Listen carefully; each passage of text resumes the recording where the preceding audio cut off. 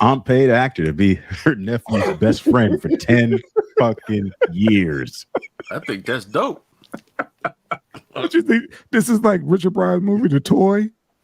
Yeah. You see what I'm saying? What the fuck, man? But I can't feel bad for him because if your aunt got bread like that, you okay. You okay. You got somebody who's gonna pay for your friend. Yeah, you okay. You'll be okay. You all right. And I feel like, hey, you had a friend. It's a lot of motherfuckers don't got no friends.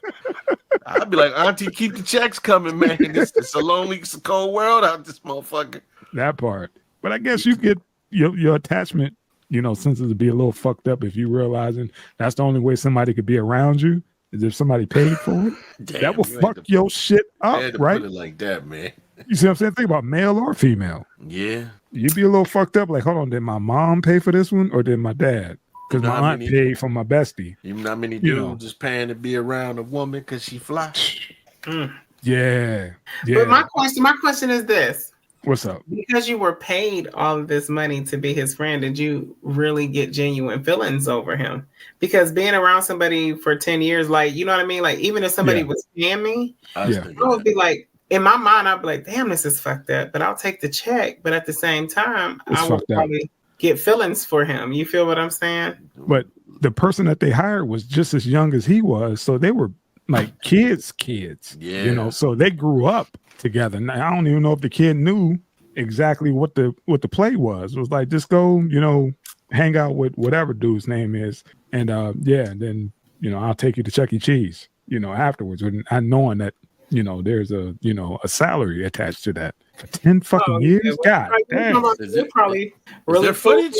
No, it was was it footage? I don't think it was footage. Yeah, hold on. Because you know what, they probably oh ship. They probably because he had a behavior problem. Yeah. So imagine that, like the parent that allowed the child to yeah. What if the motherfucker's happy now? That's just like a cousin. Thank God I'm tired of this job.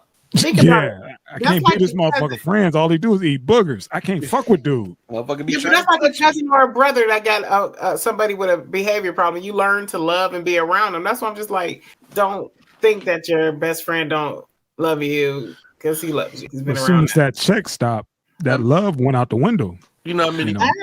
Right. I'm just saying that. You know how many kids in the hood? You know how many kids in the hood had behavioral problems? Motherfuckers was down at standby while everybody else was in school. Ooh. With them helmets on. Yeah, go ahead. Go ahead, man. How I found out my entire decade relationship was a lie. So in 2012, at the beginning, I was having many social and behavioral issues. Like, I just wasn't wanting to go to school. I was 5 at the time, so like I was having so many issues. I think I like threw a plastic chair at the teacher. I was not good. So I remember one day after they sent me home school early for throwing pencils at the teacher, it was not good. I remember my aunt came to my house and she was like, "You need to become a better man." Mind you, I'm only 5 years old. And then anyway, like 3 days later, I'm at the playground and I'd always wanted to do the monkey bars. I never like built up the courage, but I actually one day finally did. And so one day I do the monkey bars at the playground, at the Temple at Playground in New York City. I fall. I remember the pain to my knee was gashing. It was not good. And anyway, my caregiver, my nanny who was looking at me after the time was using the public, the restrooms in the parks. So I was just there screaming and wailing, and it was not good by any means. And all of a sudden I see this little blonde boy come marching over, and I never met this kid.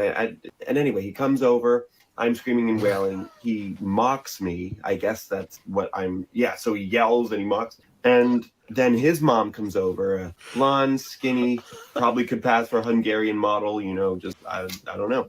I could have sworn she had a whole hospital with her in her purse. She had the bandages, the creams. She had one of those like finger stilt things. I don't know what they're called. And anyway, she fixes me up. My nanny comes out of the public restroom and notices what happened. I'm all taken care of. And then the little blonde boy takes my hand, whisked me away to his area because he had like an area of the park that I guess in normally. And he showed me his castle made of sticks. And I was surprised. I mean, the architecture. You better cut this short, man. So anyway, he that having the probably fantasy, happened in man. like Yeah. July of 2012. This And so motherfucking anyway, that long-ass September story. of 2012, guess who I see at my school? That same kid. He actually was in my class, sitting right next to me. So I don't know, that was pretty interesting. And then we developed a more robust and strong friendship. You know, I started going to his house, he started going to my house. It was a very strong friendship. And then I felt very comfortable, and I actually started doing a lot better at school. Okay, so take note of that. And then a couple years later, March of 2018, he comes to me saying that he has some birthday money, about $16,000. God damn. Paris, He said what? Spain, and then round that trip up with Universals in California. I'm aghast. I'm like, this is ridiculous. Take note of this, okay? So then he tells me, okay, you might want to take a notepad or, you know, an iPad and just write a packing list. So I do that. And then the next day after this, This a 6-year-old saying this shit? I go to school and I have my list. He has a with me. great I wrote on a memory. piece of paper because my mom wouldn't let me bring my iPad to school. And I say, Went on a okay, date. I have this thing. And he's like, well, actually, we can go. He said, yeah, I think we have to postpone it. What? He said that he was sick and that he thought that he had to go to tennis camp.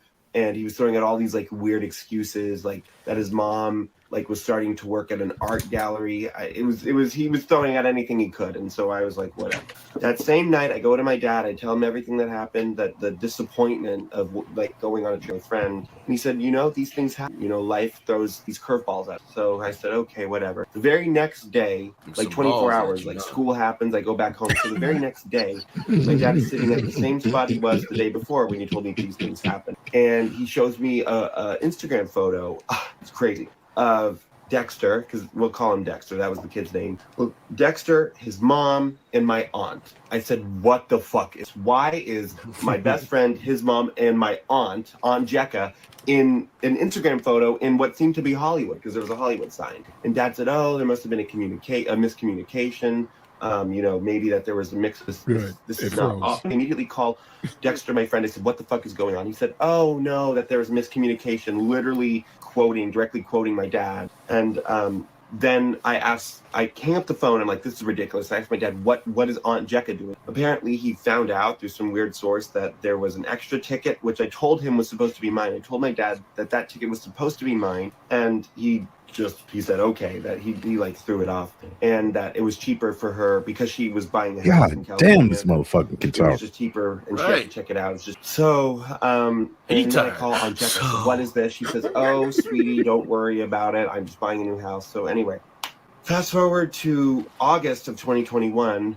My then boyfriend was a pool boy for, drumroll please, the Dexter's mother. He was a pool boy for the mother of my still best friend. And they were talking, but he was doing his job, the pool boy stuff. But the door was open when Dexter and his mother were talking. And apparently, in 2012, when I was going on my crazy, you know, misbehavior, my aunt had hired this kid. And well, he hired the mom, and that mom made sure the kid to be my best friend. In fact, his mom was his manager. Like, the manager wasn't even his mom, apparently. That's LA. I never met the mom. The manager was a true and tried manager. My aunt was the best friend of Dexter's real mom, and the manager was hired. Apparently, my aunt owed this production company, and when they went to Hollywood, they went to go scouting out for Dexter's real big role, because apparently my role was an interactive media role. So Dexter was actually paid to be my friend, and I never met this kid's mother. And so I call up my aunt and I said, what is that? Confirms everything. I also need to add that my therapist was actually the sister of Dexter's manager. Again, I never met the mom, but the person that was supposed to look like the mom, like the manager, which I found out through Instagram. Like, God. So simple. That is fucked up, man. That's next level. That's next level. I call up Dexter and I say, it's real. He confirmed, what the fuck? So now I'm left broken, severe amount of trust, and I feel like I never really went to the fucking Paris or whatever, and I thought I had a real friend. And you found out this friend is actually paid for you. And then he kind of helped me break up with my boyfriend by saying that I should only focus on myself, and that this guy had been cheating on me. But then I spoke to the two guys that he said that were cheating on me, that my boyfriend had cheated on me with, and apparently that never happened. So Dexter, if you're seeing this, Dexter was Aunt Jacka, if you're homophobic. seeing this, Dexter got a bag. Dexter got a bag. Dexter said, "I'm gonna break this gay shit up." That's fucked up. Fucking dudes on you. Fucking around on you, son. Yeah, hey, the aunt was like, "See if you can do something about gay." Now, What's up? here's the thing. Everything that he told me to take note of, like I took note of, like you were doing better in school. Yeah. You could be a little asshole Yeah. because you had this friend. So like maybe your aunt looked out for you. Everything you told us to take note of was like good things that your aunt did. Right. So I understand, like, if somebody was to pay somebody to be my friend, I'd be like, what the fuck? I would be like that too. But it just seemed like rich people problems because I think that you could have made your own friends. Right. I think that you really could have. There's nothing wrong with you that you can't. You know what I mean? I'm going to tell you exactly when I tuned out. Even though I brought this to everybody's attention, I tuned out when I heard my nanny. Yeah. It goes right back to what Miss Kiki just stated. That's rich people problems. That's rich people problems. You'll be okay. You'll be okay. You had to do fake the funk being your friend for a little bit. Right. Yeah. That's lesson learned, homie. You'll be all right because I know you got a trust fund. Yeah, you got a boyfriend, so you're capable of making friends. You know what I'm saying? You have one, so that's just risky shit. And your aunt was looking out for you, young man, because at the end of the day, you were a better person. Because something you was going through at 5 years old, they couldn't handle it. You probably should have had your ass whooped, but they didn't want to whoop you. You know, right on. Yeah. Because I'm listening, like, what the fuck is this? A belt would have cured all that shit. He was a goofy. Aunt knew, and she threw a bag at it. Who the fuck was his aunt? Sandra Bernhardt? Like, all the things, look like Sandra Bernhardt. Oh my God, that's funny. You know what, for Roseanne? Hey, this motherfucker had them behavioral problems at 5, man. He was fighting them gay demons inside of him. You know, in all actuality, the family should have hired him some Or pussy. maybe the family should have got him a therapist. Then he probably had somebody touching him at 5. Because, like, what's going on? Probably his friend. Was his friend touching him? I don't know, but he made him break up. He probably played that role. That'd be fucked up if, like, the aunt paid that kid to be his friend and he was touching on him. That's really messed up. You know, that's tragic. But yeah, he comes from bread, and he's gonna be okay. You know, he'll bounce back. Not saying that money fixes everything, but he's gonna be okay. We ain't saying all that though. He's gonna be all right. He's gonna be. But good. You did say all that. Yeah, I don't know. Like, I'm just listening. Like, okay. Like, I don't know. Like, the whole time, like, really.